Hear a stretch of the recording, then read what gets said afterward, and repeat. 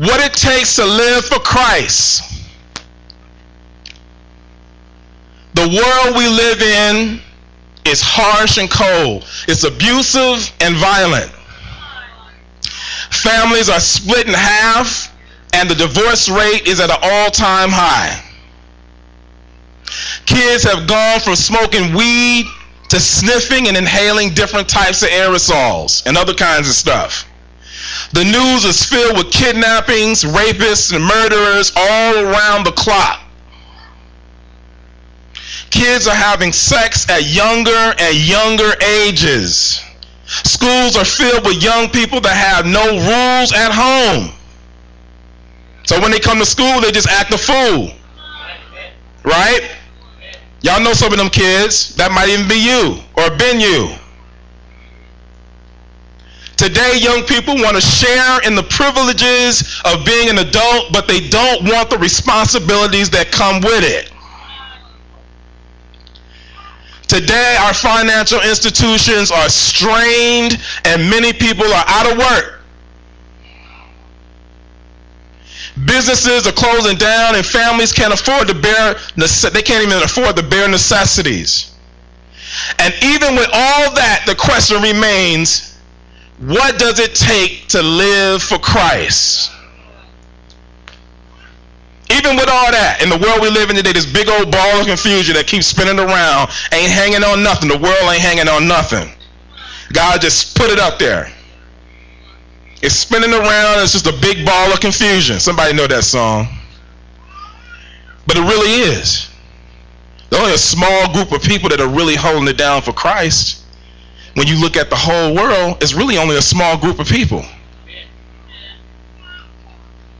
The world is vast, it's big.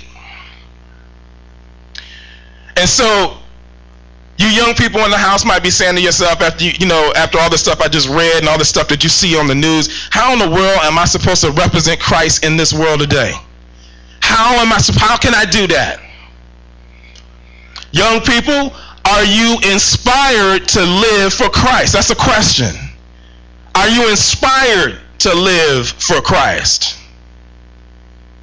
Think about that. Do you feel like a fish out of water when you're in a circle of non-believers? Because you might know a little bit of the truth, but you get around them and it's like, man, you don't even know what to do. You ever see a fish out of water? It's like it can't breathe. It's struggling. It's not in its environment. Do you feel like that sometimes when you're surrounded by people who don't know the Lord and you're in that same circle, kind of caught up? Do you sometimes feel like the only real believer at school or work? You ever had that feeling like, man, it cannot be just one or two Christians on this whole campus or at my whole job. But it feels like that. My kids used to come home because they used to go to public school. Nothing wrong with that. If every Christian took their kids out of public school, where would the witness be there? We only homeschool our kids now because we travel so much. But when they were in school, the powerful witness that they had there, that they upheld there. But you know what? They would come home periodically and be like, man, they know what the it's just like, wow, where are all the believers at? Do you ever feel like that? Young people, do you ever feel like that?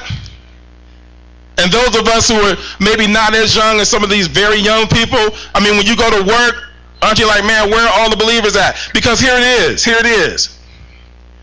It's not that there are people on campus and at work that don't profess to be Christians. It's just that when you start hanging out with them for a minute, you like, man, this,